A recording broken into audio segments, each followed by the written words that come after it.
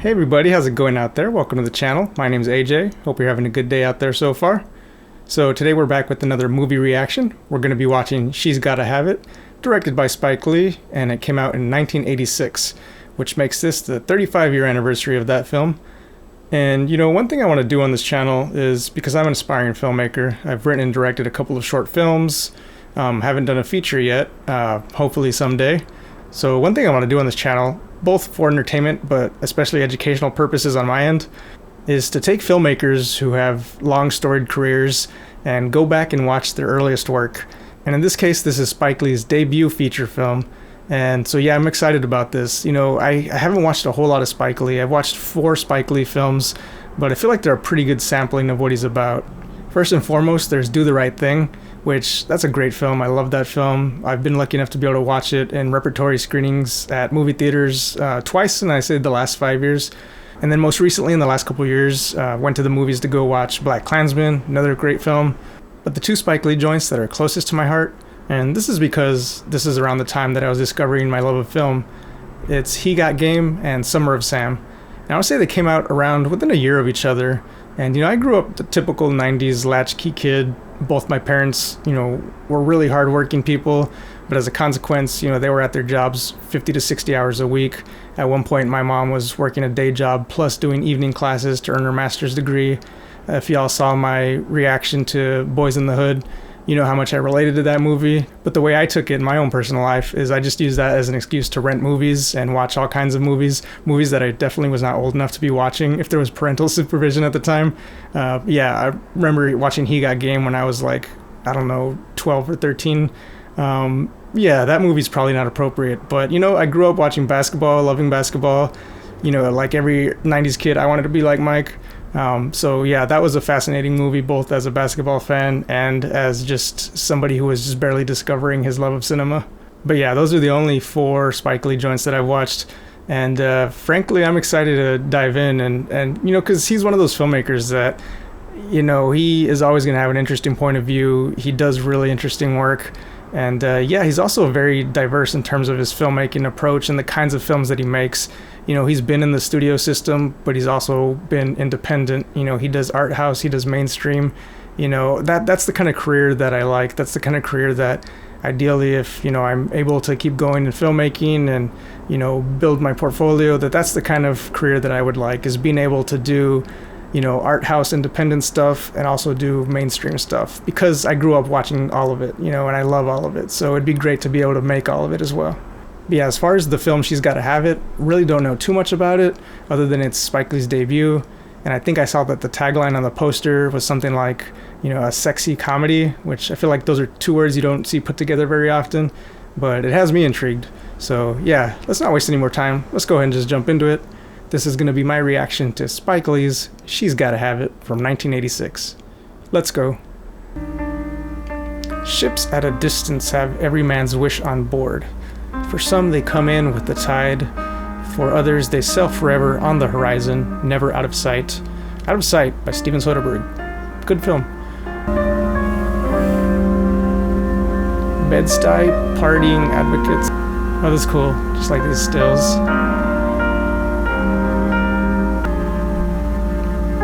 Love the metaphor, the symbolism of that picture. Do not enter. This already feels like very French New Wave. Oh, especially that shot. Yeah. This is a genre I need to dive more deeply into. You know, I've watched some Truffaut and some Demy, some Godard, but still just barely scratching the surface. It's a very cool apartment. I want you to know the only reason I'm consenting to this is because I wish to clear my name. Not that I care what people think, but enough is enough. I consider myself normal, whatever that means. Some people call me a freak. I hate that word. I don't believe in it. Better yet, I don't believe in labels. I believe that there's only one person in this world who is meant to be your soulmate. The irony is, rarely do these 2 people hook up. But if you're lucky, and you do find that person, you can't blow it. Nola was that person. Okay. Deep. I'm already really digging where this is gonna go.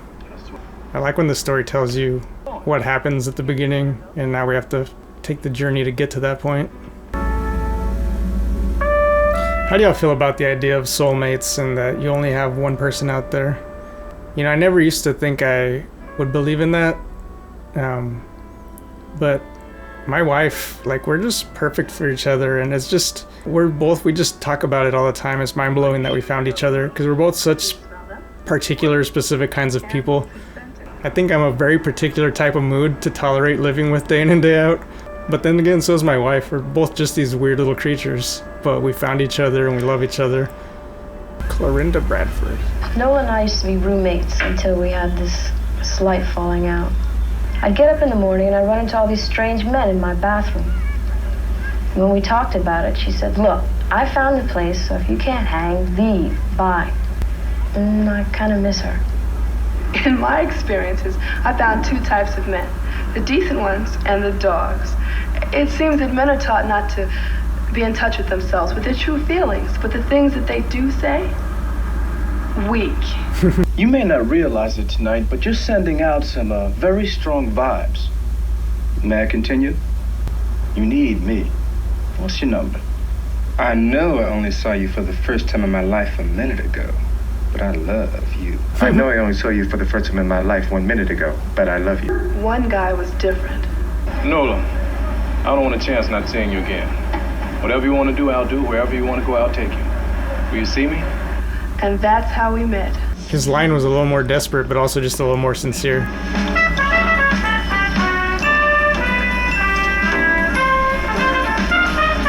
Yeah, the French New Wave influence is all over this film. So I'm wondering, since this is his first film, clearly, you know, a low-budget film, was this all shot just sort of running gun guerrilla style? Or did he actually, like, did he get permission to close down the street and these are all extras? I'm guessing not. I'm guessing this was just shot on the fly. My first short film, shot most of it in Las Vegas, and it was very guerrilla style. Are you following me? You were following me.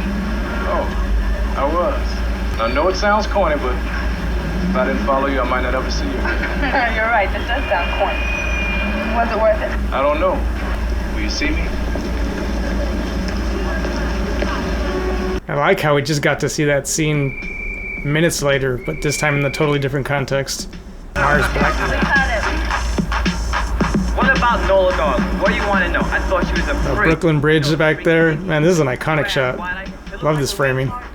I don't let just anybody up here. Am I supposed to be anybody? You're not anyone, that's why you're here. Yeah, it took long enough. The 19th of May? Am I supposed to know? You're supposed to know. I'm supposed to know. Yes. Why? It was Malcolm's birthday. The 19th? Uh-huh. Of May? Mhm. Yeah? Yeah. That's cool. He was down by law. There's something about you.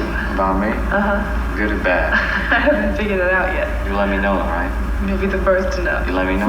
You let me know? Yeah. You let me know? Sure. You let me know? Yeah. I'm liking this chemistry though. I find as somebody who's acted in stuff I've directed and written, it's just so much easier to get into the character when you wrote it, you know? Because you've just been living in that headspace for so long.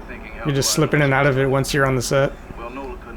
The names in this movie. You're not born lesbian or heterosexual. Both traits are within us. We all have the potential to go either way. Noah may have been straight as narrow. I just want her to be open-minded, check it out, then decide. That's all. Hey, what's on your mind? What's it like to make love to a woman? What's it like? You heard. I mean, I'm sure she's eager to show you. I'm curious. How curious. Yeah, exactly. I forgot about your lesbian radar. You've never had a woman before. Yeah, is there, so there's the term gaydar, but is there like a strictly, specifically lesbian version of that term? I guess gaydar could apply. Ladar would sound cool. Radar for the ladies. Drop it, Opal. It's dropped. For now.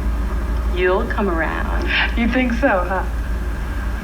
Opal was nice enough to sit with me all day. Thanks. But I'll take care of it now. It's no bother. Noah and I have a lot of fun together. What kind of fun? Close the door on your way out. Do I threaten you? Afraid Noah might seek other things? other things. What's up with you and Opal? We're friends. What kind of friends? Oh, come on, she's interested in me, but I told her it's not like that. She only has good things to say about you. Is that right? I still don't like her. Took him a beat. New York in black and white is a mood. I was the best thing that ever happened to Nola Darling. Ask her, she'll tell you that herself. When we walked down the street, heads turned. She was a little rough when I first started going out with her, but I refined her. I encouraged her to read more, took her to the best of places, exposed her to new ideas. This feels like an Eddie Murphy character. Why, you should have seen. I've never seen anybody who like to look at themselves more than you do. Don't you ever get tired? Never happened, baby. I'll bet if you could marry you, you would. Shh, don't say another word. I like the camera work in this film so far. It's clearly very much like early filmmaker, just experimenting. But this just has that fearlessness, that like first film energy, but still very much a clear vision and a clear personality to it all. I think she was doing this because she probably had a bad relationship with her father. He wasn't around, she was looking for him serious. Anyway, I told her I wasn't her pops. I like how much music is playing a part in this film so far. I wrote that for her. Nola's my only child. She's a normal daughter. She hates that word normal. But Nola never was one who could keep her mind on any one thing for too long. I always remember music in our home. I would go to sleep and wake up to it. My father would be at that piano day and night, night and day. Why does this feel more autobiographical to Spike Lee than, you know, whoever this character might be based on? Like, I'm wondering if that was his childhood experience. If I told you, it wouldn't be a surprise. Now turn around, and close your eyes. No peeking. No peeking. There's no place like home. There's no place like home. Whoa, we're in color now. Hit it. That is some Technicolor. Oh, yeah, of course, the Wizard of Oz reference. Man, that color just pops. Why did color films stop looking this way? Like, they still shot on film in the 80s and 90s, but the colors never looked like they did in the 50s and 60s, that Technicolor. Boy and girl often take this world, so you know, speaking of the French New Wave influence on this film, Jacques Demy, yeah, one of my favorite films is The Young Girls of Rochefort. I don't know if it's my favorite musical, though, because I really love La La Land, but on the other hand, La La Land is clearly very inspired by Jacques Demy, so...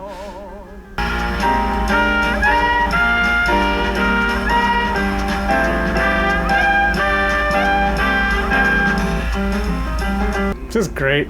I did not expect a Technicolor dance number to break out in the middle of this film, but I welcome it. Man, that birthday cake. I just feel like eating some garbage birthday cake. By the way, that was funny. I think that was definitely a blooper. She was meant to blow out that whole cake. That laugh felt very real. It's not my birthday now, if you notice. Nola. What? Nola. What? Nola. What? Just let me smell it. You are ill. What did he want? He wanted to come over and wish me happy birthday, but I told him it was too late. Too late? Why didn't you tell him you were with me? Nola. Elbowing her in the head. Nola. What? So rude.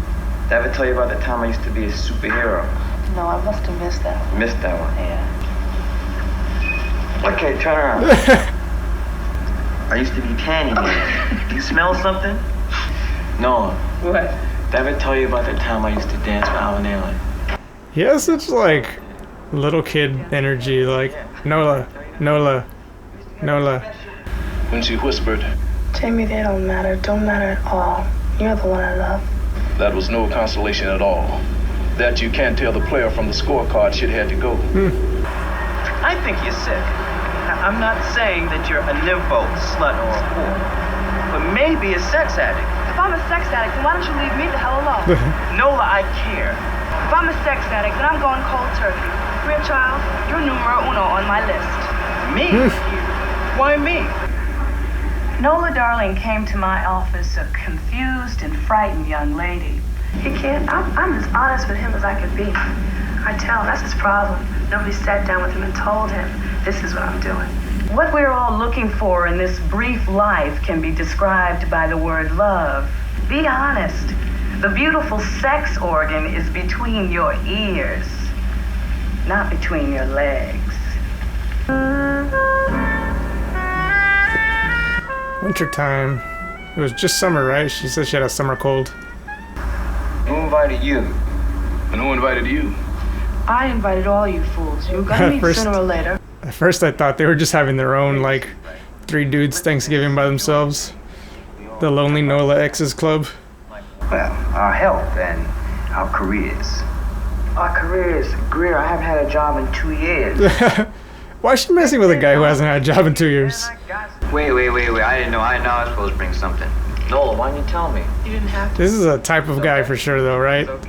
Doesn't bring anything to the party, hasn't had a job in 2 years. What this movie is doing a really great job of is illustrating how there's different types of selfishness, right? Different types of thoughtlessness, self-absorption. This is a type of selfishness. The guy who doesn't even occur to him to bring something to the party. And there's Greer's selfishness about how he's just very much about himself. And everything in his life is an extension of himself, including Nola. You know, he has possession over Nola in that he feels like she's just an extension of him and his image and everything that he's cultivated. And then Jamie's selfishness is that it's just plain old-fashioned jealousy. It's the type of jealousy that stems from an insecurity, feeling like you don't know exactly your place in a situation, or like feeling like just a sort of lack of control. Tails, you lose. Nola, will you tell these 2 gentlemen it's time for them to go? How much longer must I tolerate these ignorant, low-class ghetto Negroes? Who are you calling an ignorant, low-class ghetto Negro? Word. Please. No, Jamie, you're okay. I've been thinking. I'm gonna hook you up. With Nola, you get 4 days out. It's mighty black of you. Did he say that's a mighty black of you? Is that what he said?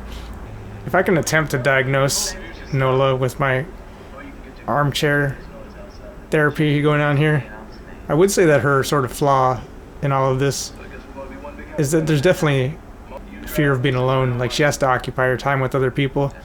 That's a cool shot.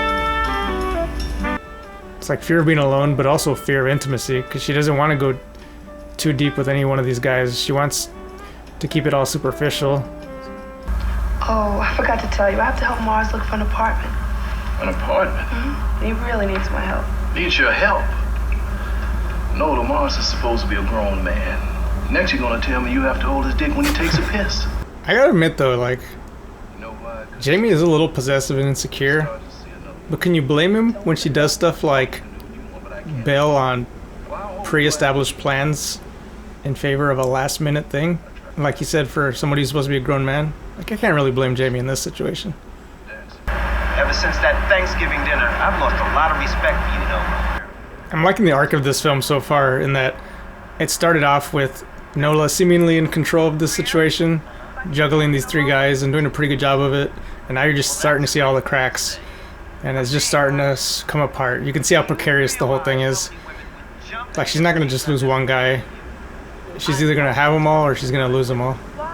Larry Bird is the best player in the NBA. The best. He's the best in the NBA. The best. Man, you know what's weird is my YouTube algorithm lately has been trying to recommend me videos of people reacting to Larry Bird. I feel like I've seen 3 or 4 different videos show up in my feed in the last month of people watching Larry Bird play for the first time. And no shade, but they're always making that reactor face in those thumbnails. It's just like reactor face. I'm guilty of it too every now and then. Most of my thumbnails are just me laughing or smiling though, because I do a lot of that on this channel. One day you're gonna regret this. I don't believe in regrets. Is she gonna regret not believing in regrets? Oh, look, can I have my hand back? I'm not in the mood. Not in the Mood for Love by Wong Kar-wai. Friend is in need. A friend in need is a friend indeed. A friend with weed is better. You know, this is actually pretty brilliant, this conceit of using these still frames as sort of a transition. You know, and I'm talking just from a filmmaking logistics perspective, especially DIY filmmaking. How difficult would it have been to film on the subway? Like, I don't know what it's like to try to get a permit for the subway, but even just trying to do it running gun style, it still would have been so difficult. You'd have no control of the sound, really. They would have had to just ADR and like build the soundscape later, I imagine. So yeah, just get creative with it and just do a montage of really cool black and white still frame photography, especially with that shutter speed. There's a lot of blur there. So yeah, you just get to get creative with it. I truly believe, you know, it's that philosophy that limitation breeds creativity. You don't want me to make love to you. You want me to f*** you.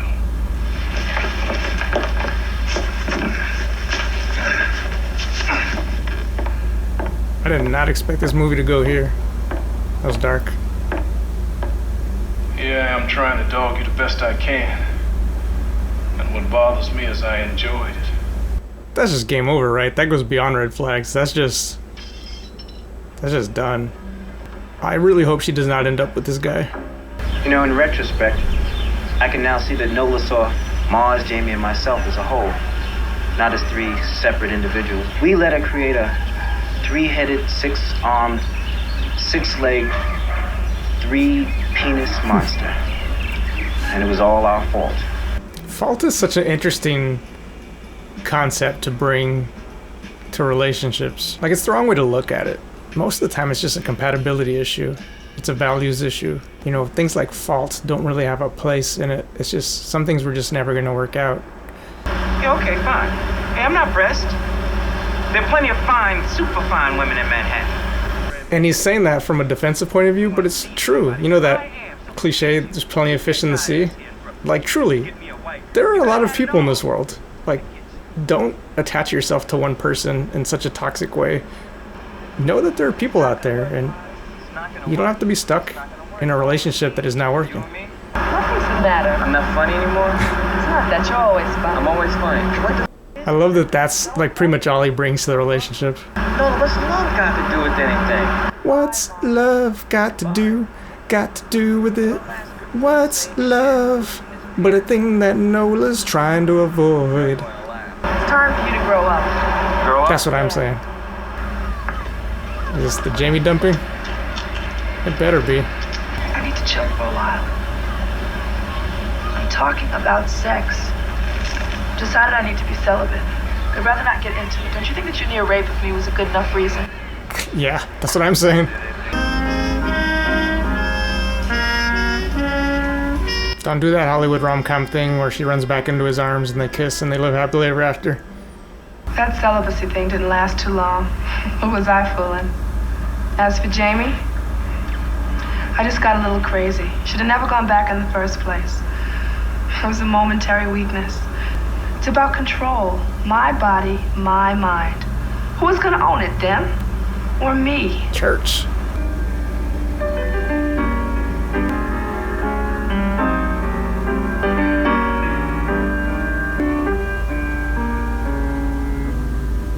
Mark. Dad? Bill Lee. Oh, he said dad. Spike Lee's dad? That's funny. He was playing Nola's dad, right?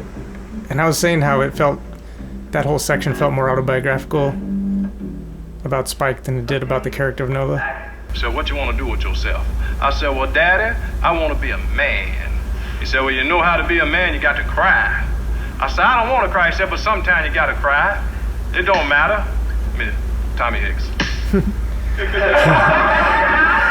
Oh man, you know what? See, they had him playing Jamie because he's like tall and handsome, so you want that to be the leading man. But honestly, you could see there that he definitely has like a lot of like goofy, silly energy to him. Like, I wonder what that guy playing Mars would have been like. Because he clearly, I bet in real life, he's more of a Mars. Alright, gotta say, I'm happy for Nola. I'm glad that she did not end up with either of those three guys. Because as much as they all had something to offer, they were all just totally wrong for her at the end of the day. I'm glad she realized that. It was looking kind of sketchy for a second there. It looked like she might end up with Jamie. But honestly, at the end of the day, based on all their actions, I feel like he would have been the worst one for her. So it's cool that she got to realize that, but also got to have what she called her temporary moment of weakness. You know, this character of Nola was just such a great character because, you know, she got to be a real human, you know, and part of that is just not always making the right decision, you know, and at the end of the day, just really trying to figure it out and having your struggles. It's interesting that at the end, the way she phrased it was like, these men that thought they knew me or knew parts of me, I think is what she said. And yeah, I mean, that's true, but that's also, it was sort of by her own design that it ended up that way, right? Because that's how she was approaching them, right? You know, she liked Mars because he was funny. You know, she never really said this, but I think the implication was that the reason she liked Greer is because he took such a good care of himself. You know, it's like she had the comedian with Mars, she had the athlete with Greer, and then she had the sort of just like serious, stable kind of, you know, everyman with Jamie. And, you know, she had all these different traits that she liked in all three of them. I'm thinking her, you know, solution at the end of the day is try to find somebody who has all of those traits and not go to different people for different traits. But then again, that's, you know, I think where this character ended, you know, I think she's, you know, basically decided that she's comfortable with, you know, being somebody who is with multiple partners at the same time. I think where she needs to then go from there is if that's where she's going to decide that that's, you know, her best option for herself, then she needs to find partners who are going to be okay with that and not show the varying levels of sort of jealousy and possession that these guys showed. But it's hard with relationships. You know, you got to, especially if you're going to have this sort of thing going, is like above all, relationships, I feel like they live or die on communication, you know? You have to be able to talk to your partner and you have to agree on things. And if you don't agree, then you just have to accept that and move on. And that's where Nola was eventually able to get to, right? Is she made that decision for herself that, you know, I'm not on the same wavelength as these three guys. They all want something very different than what I want. She wants what she wants, you know, she's got to have it. And that's fine, that's great. But you have to understand that, you know, a relationship, it's a two-person deal, right? And if that other person is not on that same wavelength, then that relationship is just not going to work no matter what you try to do, no matter what you tell yourself or what that person tells themselves, no matter what you tell your partner. If at the end of the day you're not, you know, you don't share that same core value, then it's just not going to work. So I guess, yeah, the moral of the story for me is just communication, you know, and communicate with yourself, honestly. You know, there's that expression, know thyself, and, you know, to thy own self be true. And yeah, that feels like that was a big part of what this story was about, is, you know, through the arc of this story, Nola never quite really knew what she wanted. And when we catch up with her at the end of the movie, which seems like sort of a flash forward, is she's now in a place where she really understands herself and what she really actually wants and needs, and is being honest with herself. And that way she can start to be honest with her future partners down the line. And as far as like the movie itself on like a filmmaking level, because obviously a big part of why I wanted to watch this is because it's Spike's debut film, and, you know, I'm, you know, in the early stages of my filmmaking journey. But yeah, I really just love the energy of this film. It had that fearless sort of, you know, early filmmaker quality to it. Just that DIY ragtag sort of fierce spirit to it. You know, there's that thing where it's like when you're early on, you know some of the rules, but, you know, maybe you're breaking some of the rules because you don't even know about them yet. But what results from that is just really exciting. You know, and I loved how just playful and experimental it was with the form, you know, just switching, you know, from black and white to color so we can just have a musical dance number. You know, that was very much a bold creative decision, but just a lot of things like that. And there was just little things like a lot of the camera work and the editing and sort of the framing devices used in this film, like the docu-style, you know, talking head interviews with these guys. You know, there was just so much about it that was just so playful and creative, which matched the tone of the film and what the film was about, right? The film was about experimentation, and in this case with relationships, and just trying to figure it out with relationships. And, you know, at the same time, you know, this is Spike's first film. He's trying to figure it out as a filmmaker, as Nola's trying to figure it out as a partner to multiple partners. So yeah, I can see thematically why a story like this would draw a first-time filmmaker. You know, I don't know how explicit that was or intentional, but there's definitely some parallels there. You know, Nola's situation does not just apply to relationships. You know, how many other things in life are we like that with, where we're just kind of straddling the fence, you know, dipping our toes into different water, but not really taking any plunges, you know, just keeping it superficial. You know, we're doing that with careers all the time. We're doing that with friendships. You know, we're doing that in all sorts of ways, you know, afraid to commit to a decision. You know, how many New Year's resolutions do people make, and then after a week or a month, it falls through because we're not ready to make those commitments and take those plunges. We're always just kind of just keeping things superficial because we're afraid of the commitment. Yeah, that applies to Nola with relationships, and it can apply, to Spike making his first film. It can apply to so many aspects of life. But I'm guessing based on how Spike Lee's career turned out that, he had his Nola moment. He figured out what he wanted to do and how he wanted to do it. All right, that seems like a good place to end it. Gonna go ahead and sign out for today. Just want to say again, thank you for watching this video, and if you like it, go ahead and hit that thumbs up button. And if you want to follow along with more of my movie reactions, we do this every week, go ahead and hit that subscribe button, and remember to ring the bell for notifications. Signing out for today, my name's AJ. This has been Movies and Music with AJ. Thanks for watching, and have a good day.